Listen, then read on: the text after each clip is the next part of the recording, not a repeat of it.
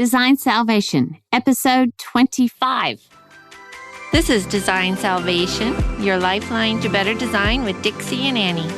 Our mission is to share our conversation with you so we can all elevate our work and lifestyle. Welcome to the fold.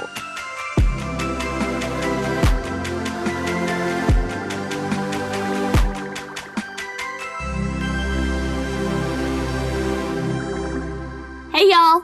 It's Dixie Stark And Annie Lundquist. We're Design Salvation. And we're here to take you lonely creatives out of your little hole and come be in our community because we all need that. Yes, we all need the community and we want you to be a part of it. And speaking of coming out of our little cocoon, we did yesterday. Oh my gosh, we totally We had a busy day. Fun. It was really fun. We did have a busy day, but it was a busy afternoon. Right. Yeah. True. It wasn't busy. Fun. It was just afternoon. It was like total funnage. So Annie and I hopped in the car and we went down to King Street, which is in the International District in Seattle. And they had a little King Street market. a little pop-up. Yep. It's called Makers Market, right? King Street Pop-up. Makers Market. Yeah, for holiday. And it was fun. They should do that twice a year. I'm I know, sure it right? would exhaust them, Do you but think it would we be. could talk them into I it? know, right? I think we should because it's pretty darling. Fun. Mm-hmm. All of the artists were so talented. Like I came back with those concrete bowls. They are fabulous. Holy moly, they're so cool. I posted those in our stories, but I'll make sure it keeps in the stories because they're so you. There was a lot of stuff there that was really you. Yes. I had a hard time. I walked out of there and I had put a little dent in the pocketbook. Well, and you're very careful about how you spend. So I kind of love seeing you like let loose. Yeah. That was fun. I try to be intentional and I try to think you about do. that whole like minimalism thing. Like, okay, I like it now, but am I going to like it 2 weeks from now or 2 years from now? And so that goes through my mind when I go to purchase something for myself. Yeah. Like, okay, am I going to like this 2 years from now? Okay, pass the test, all that. So anyways, but yeah, I had a dent in the pocketbook, but the most fun was Michelle. Oh, gosh. So there was a little gal there, Explain. a little artist, and she sketches right there quickly. On the spot. She says, what animal how did she phrase it? Well, she didn't. She said, feel like? It's not your spirit what animal do you feel like, or what like? animal do you want to be? Right. And so we decided, and then she paints she does a little watercolor. Does a little pen and watercolors. It's so precious. Her hand is so darling. We will post it. And I would look her up because you could do it for your kids and make a cute you could make some beautiful. It was precious. So tell them what your animal was. Okay, so I wanted to be a fox. It's so perfect. And why did you choose that? Because she asked you. And then we were like, why did I choose a fox? Well, so I have always thought that the fox was mysterious. Mm-hmm. And I like that. And I actually like to be that way a little bit. I'm not very out there. That's that shy part of you, right? That's the shy part of me. That's the introvert part of me, which is more of me than the extrovert by far. Mm-hmm. And then the fox is attractive. Yes. And they are very nimble beautiful. and quick. Mm-hmm. And they're clever. Mm. And those are just the things that I want to be. Yeah. Yeah. And I so I picked the fox. I think it was a very good selection. Okay, good. Mm-hmm. I do. But what's so interesting is what you picked, which is the opposite I don't know. of me. Well, again, because I'm an insect, I picked a bee, of course, because I love my bees. But I know, but it's so good. It's good. I have always loved bees, and I'm certainly not the only one. They are I have a funny story about bees. You do? Well, a little, I don't know if I've mentioned this before, but I don't know any funny stories you've told me about bees. I've always loved the bee because they're productive, they're collaborative, they create beauty and in their little honey. I mean, they're special. And they are very special. They sting, and I'm going to ignore the stinging part because I don't love that. But I just love the buzzy, creative goodness of bees. And so when it's collective goodness, yes, and the outcome is so sweet. Exactly. Yeah. So I think so when I was getting married Is this the story? This is the story. Okay, sorry. Bella has a cootie and she's like doing the whole scratching it up. Sorry. Okay. So when I got married the first time, I really, really wanted this beautiful bee motif as the engraved card. It was very classic. Oh, yeah. And that didn't go over very well. So we came up with a beautiful wreath thing, but it wasn't. It wasn't accepted. Was it the family that didn't? No. Oh, okay. The first husband, he didn't accept. No, and I mean, I get it. In retrospect, it's not really a guy thing, but I thought it was kind of my day, maybe a little more than I should have. Isn't it though? Yes. But regardless. So the bee, anyway, it's been nice to come back to the bee as my own little creature with the freedom. And of course, now I don't even know what to say. I thought it would be funny, but no, it's totally perfect because you're just, a bee buzzes around. They're happy. They're in their own kind of like world, so to speak, and they're doing their own thing. And they're still working for the greater good of the whole hive. It's a good image. I'm not sure it's an image for a wedding invitation if your future spouse doesn't agree. Maybe not so but much. I thought it would be darling and unique. Not so but much. Anyway, it's we did the think bee. about the bee. Mm-hmm. I think it's great because you love your garden so much and you love being in the garden, and a bee is always in the garden, always out in the flora and the fauna. It's true, but the bee has become quite ubiquitous. Yes. Yes, the bee is everywhere. A lot of people like it. Mm-hmm. A lot of people have jumped on that bandwagon. But the little creation that she did for us. Oh, it's precious. The little fox looking back at the bee. Oh my gosh. That's just so us. But this is what's so funny is that she was sitting there right as we walk in. And then I had just started to tell you this story. And then I don't know, I started thinking about something else. And I never got around to it because I was going to tell you about what I did. I think it was the night before I was exploring my spirit animal. And like online. Laughing at myself. Mm-hmm. Yeah. And so I was exploring the spirit animal and I was telling you kind of the story of how I kept getting the same thing over and over again. I don't think that's what I am.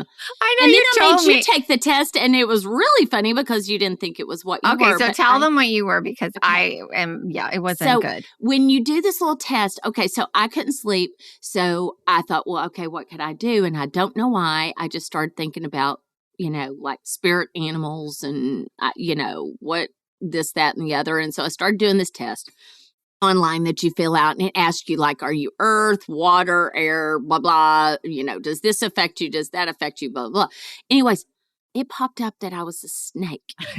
So funny, a snake. And I'm like, wait, that's not even an animal. That is a reptile. Mm-hmm. And so I thought, okay, well, I'm going to do this all over again. Mm-hmm. I'm going to do it all over again. So I changed a couple, but correctly, I changed a couple of the answers. I modified a few things, but there's some things you can't modify because they are who you are. Mm-hmm. Came back again, snake. I'm like, okay, what does this mean? So then I got all paranoid and I'm like, okay, what is a spirit animal? Mm-hmm. Well, the spirit animal doesn't necessarily mean that it's what you are, as much as what's going to guide you or what's representative of, the part of your life that you're in or how you handle things in your life. And they are to kind of like give you your intuition. Well, and you explained that more fully, like what the snake, the good qualities of the snake. Supposedly. Right, which was, I thought, quite instructive because it had to do with being... shedding your skin. Right, being resilient, right, being... thoughtful. Mm-hmm. Shedding the skin was the one that really resonated with me because I do like to think about reinventing myself from time absolutely. To time. And so I thought that was very interesting. And then also just having a skin that you can shed when things don't go quite right. Or thinking about, okay, we're done with that. We're moving on to the next thing. I like so that was kind of helpful. And you are good But at I that. still didn't like the idea that it was this snake with this venom and stuff is all I could think about, although they didn't, do it as such. So I tried one more time. I tried a third time and I came up a snake again. You are sneaky. So then I was like, okay, Annie, you've got to do this. So I made you do it. Yeah. And then in the car. In the car on the way back from the Maker's Market, then I did it. And I'm a reptile too. I laughed so hard because I'm a tortoise. And I was so annoyed at first because you were very annoyed. I was annoyed because you're like a tortoise. That just, they pull their head in their shell and they don't, But then you read the explanation. I thought, oh my gosh, I'm a tortoise. Yes. I am steady. I am very calm. Very calm. You're in for the long haul. I'm in for the long haul. I occasionally have some wisdom. Not always. But it also said that the tortoise is to remind you to actually slow down and to keep that steady pace. It was lovely. When you read the explanation, I was like, I'm good fantastic. With the tortoise. And as a capper, my mom used to collect. She had a little collection of jewelry, tortoise. Oh, really? Yes. So that's a sign. I know. Don't you think? A sign. I think it's that's special. A sign. You're a tortoise. And you're a snake, but I'm not going to give you snake. We're both reptiles and we both wanted to be like a fox. We wanted to be furry. But I thought that was kind of crazy that all happened within this 2-hour time frame. Yeah, it was definitely but the Maker's Market was cool. I mean, I really liked a lot of the things that were represented there and the different artists. It was really, really fun. It was very handmade, but still sophisticated. Very sophisticated. I really liked the curation. And I also thought that the other fascinating part, because Dixie, you and I have very different personal styles, which is so fun. But then when we followed up with the next visit to Red Ticking, which is completely different venue, but we can both sort of resonate. There are things in both venues. I loved it's so fun. Going in there. I loved going in there. And that was the book signing. So and the book was so cool. It was super cool. We met the author. So the book is Travel Home. It's a beautiful book by San Francisco mother-daughter duo. Caitlin Fleming and her mother, Julie. Yeah. And they did, and we did a really quick little interview. I hope I can get it posted. I know. It's a little crazy because it got loud in there because it's a small space and it was loud. And we had the music rocking. We had the beverages pouring and it was just festive. And it was. So you might not get the full thing. But the one thing that I loved that she said, and maybe you can articulate it a little better, was, by the way, you did good filming. You filmed it really cute. You go in and out. You're interesting. I'm interesting? Yes. I would have just sat there and filmed it. I would rather do the filming than be in the film. Well, clearly, because I almost made you do that. I know. And I was like, no, I'm not. Well, you did great. No, you did better on the other end. So anyway, she said that she was really glad that they shot her house first for the book because she then went to visit all these wonderful other homes. And what did she say? She said she had an identity crisis in her own house. And I was like, okay, does that make me feel good or what? Yes, exactly. Because I think as designers, we have the same thing happen to us because we're exposed to so much. And we kind of should because it makes us more thoughtful, I think. It makes us really question, okay, why do I like that? Should I like that? Can I open up my mind more? Can I and do things that, we are human and we get in our own little habits and it's like, well, could I use that particular space or cupboard or piece of furniture or whatever it is differently because someone else has, and now I've got this whole realm of new ideas and thoughts. I think everybody takes inspiration from everybody else, but the validation that gave me when she said I felt a little I was like hooray. And I call that schizophrenia, but she calls it identity crisis. I think that's a better way to phrase it. I think that's more politically correct. And I agree with you, especially since it's coming from someone who just created a book and, talented. And actually, she has probably 10 or 15 years younger than us, something like that. Yeah, she's younger. Her mom, 10, 15, though, the other thing I loved is that her mother is 60 and said, I just figured out what I wanted to do in life, and this is it. And that's just glorious. So great. It's never too late. Okay, funny, just a little caveat that nobody cares about except the people that are from my home state. She was like, where are you from? Because, of course, everybody does that. Yeah. That's the way I talk. And I said, I'm from Arkansas. And she goes, my brother just moved there. Really? So shout out to everybody in Arkansas because her brother just moved to Fayetteville from San Francisco. Okay, I don't know. To retire. Okay, that's because different. Fayetteville's stinking cute, let me tell you. Well, you have said it's cute, but that's a big move. It is a big move, but I mean, it's much more affordable and it's charming, and they still have like one of the best farmers markets, and the mountains are great, and it's got a little bit of everything, but Fayetteville's cute, dagnammit. Back to your accent briefly. Yeah. It was so funny because we ran into Hardy Cobbs at the Maker's Market. Sweet Hardy, who listens to us, bless her heart. And I didn't make the connection right off the bat. Like, I kind of was like, what? Okay, yeah, But she feels like she knows you because she listens, but she's only met me. And sweet. She's so darling. And I thought it was so funny because she has a beautiful accent too. But she does. She was talking about how you haven't lost yours. I know. And I was like, what? But you were talking about how you have a drink. She says she has, what did she say? She has a drink and then her accent really comes out. And I said, well, when I have a drink, I just talk a lot slower. Yeah, I thought that was so funny. Although, you know what? Today, I brought you a cappuccino. Well, you can probably tell because we're talking a mile a minute. I know we are. We're kind of going fast, and we've got lots of caffeine thing going. But that was just so much fun. But you know what? I was reading just a couple of days ago, and we didn't talk about it, but Pantone, new color for 2020. I saw that. And Classic blue. Classic blue. Well, what do you think about that? Well, it was interesting because the first thing that popped into my head was Ben Moore, color of the year is, I don't even know the name of it. Peachy, pinky thing. So blush, kind of.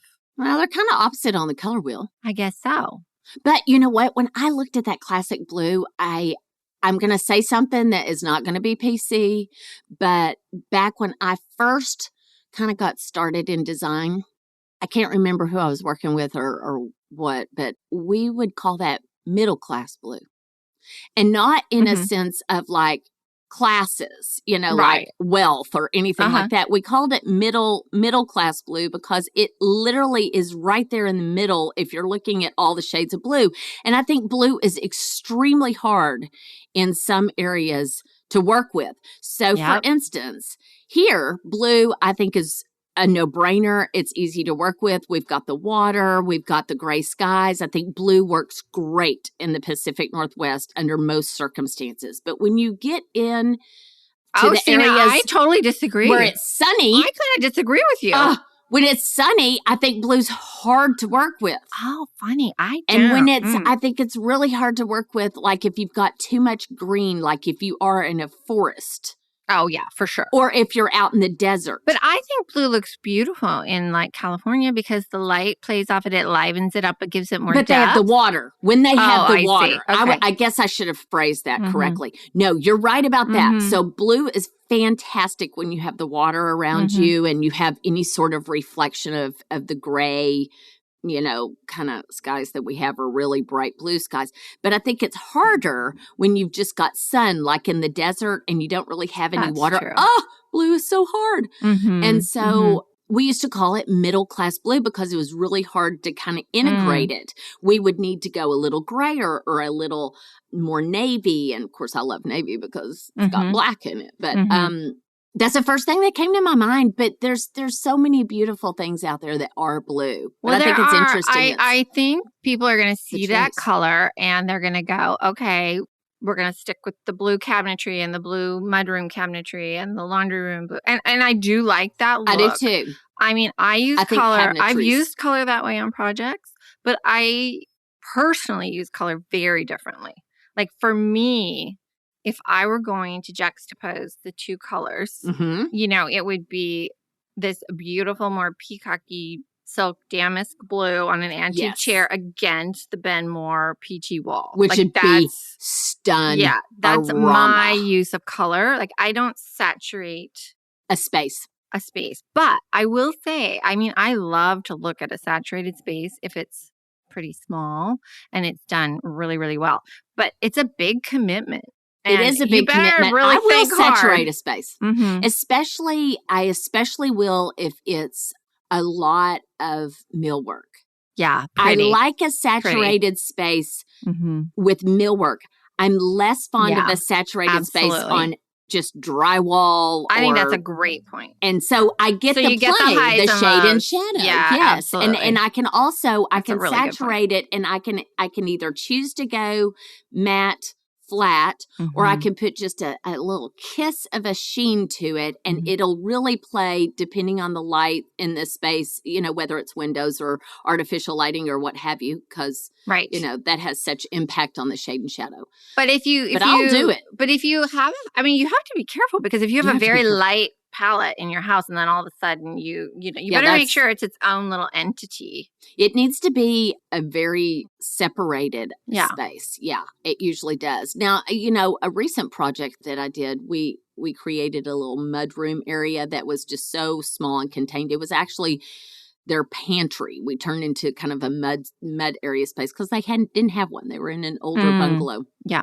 And we saturated that with the blue. Nice. And then we carried that blue in small doses back to the upholstery and things, just like what you were talking about. But I can totally visualize what you just said. I'm like, oh, that makes me weep. Heart swoon. Yeah. Like, love that. Yeah. I think, I know everyone's going to, I know there's going to be a trend. And there has been. And everyone's going to like throw the dark paint on now because they're inspired. And I appreciate that. But please be careful, because it's a big commitment. It's a commitment. Yeah. And it is a commitment. Be thoughtful and just really figure out. I think your point about the millwork is excellent. I think the point about carrying through that color in small doses. I mean, not matchy, but you better weave it into the rest. Some sort of innuendo back to what you were thinking. Yeah, so it's not completely random. So that's really good. You know, when I first heard this, I was kind of like, blue. All right, you know.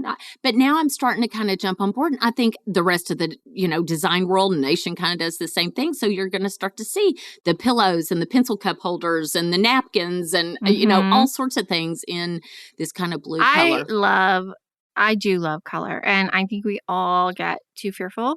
We do. We get conservative and we've gotten all too timid. Yeah. And I love seeing it swing back. And I think that, you know, even in my own house, I've been a bit conservative. And my friend that I mentioned before that comes and collaborates with me, Kelly. She's so fabulous.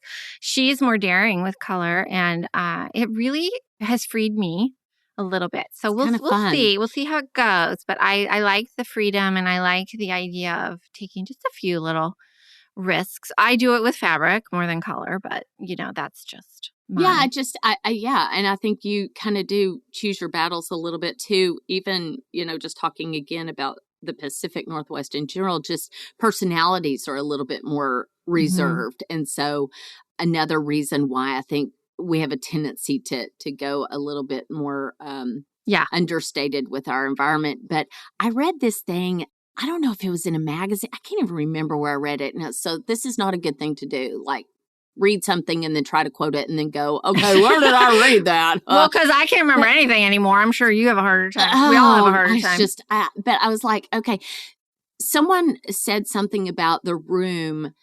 They didn't want the room to be timid, or they didn't like a timid room. Oh, that's and I thought that was very, very interesting perspective. And I initially thought about color, but that's not necessarily so. And the word timid, it just kind of comes to mind when I think about, you know, no color or the lack of texture or interest in the space. I could say timidity could also come in, and you know, when clients will rip out something and they just want to copy it, they want to be very literal. My gosh, you know, it's like, no, don't be that timid. Don't be that. That's very true, because do you know how many times that's happened to me? Yeah.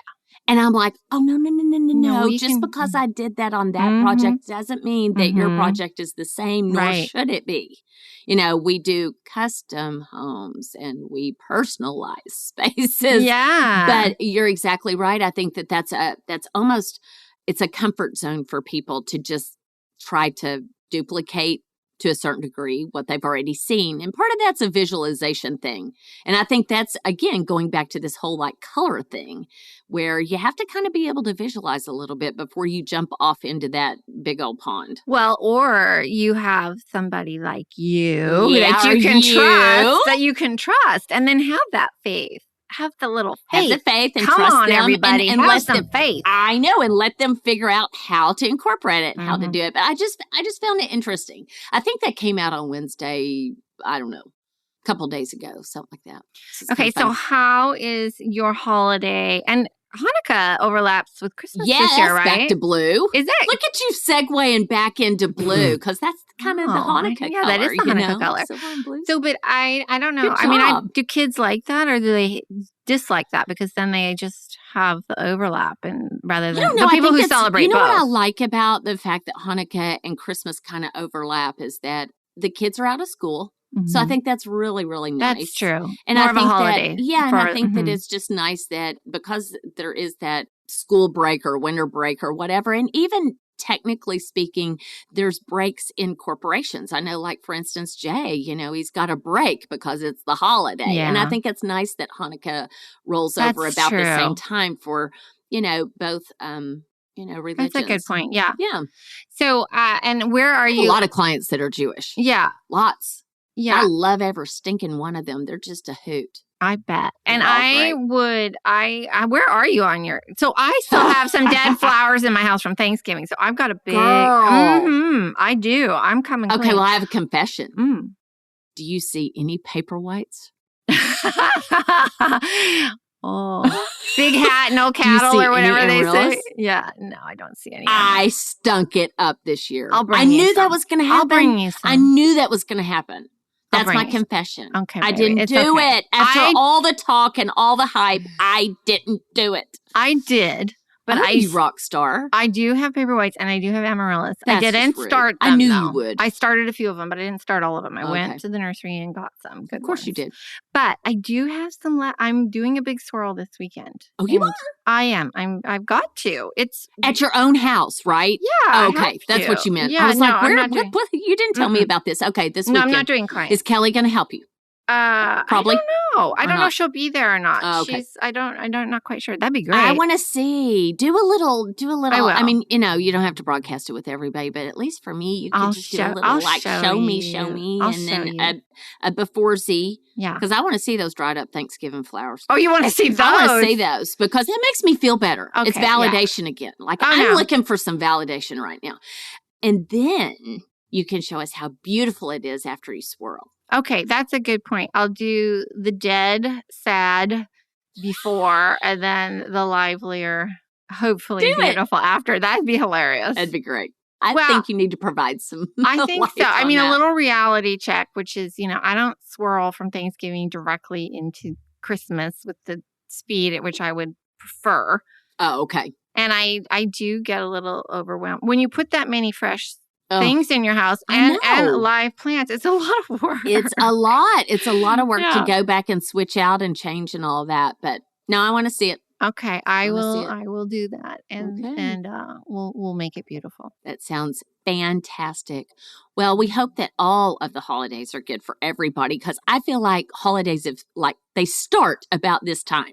It's just like this month-long thing, but they start about this time. We're starting to go to festivities and activities and little happy hours and all sorts of things. Oh, and I want to I'm going to call you out on one other little thing. Because I talked to Pam this morning at Red Tiki, and she was so happy that you came out of your little shell because she said, okay, Dixie said she doesn't really come out that much at night because you're such a little worker. No, I wouldn't say that. I'm just a hermit. Okay, well, we all have a little hermit in us, but you have a little extra. But I said, doesn't she come out of her shell beautiful?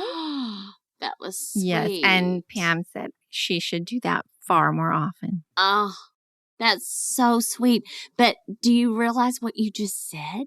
Yeah, I did. I tortoised it up. The tortoise influence. I know. The tortoise influence. It's in your brain now. I love it. That's very thoughtful. Yeah, I don't get out very often. I know. Well, we'll do it more because I must say it is fun. It is fun. Inspiring. It's good to connect. It's good to connect. And I enjoyed it thoroughly. It was a beautiful event. And, I shouldn't do like what they say back home, which is I hadn't been out of my backyard. I need to get out of my backyard. I'll pull you out, honey. Okay, very good. Okay. Well, we hope you have a fantastic holiday season because it is that time of year. Yeah. Ciao for now. Ciao for now. Hey, y'all. Don't forget to follow us on Instagram, Twitter, and Facebook. You can also find us at designsalvation.com, where we'll have the past podcasts listed as well as show notes. Hope to see you there.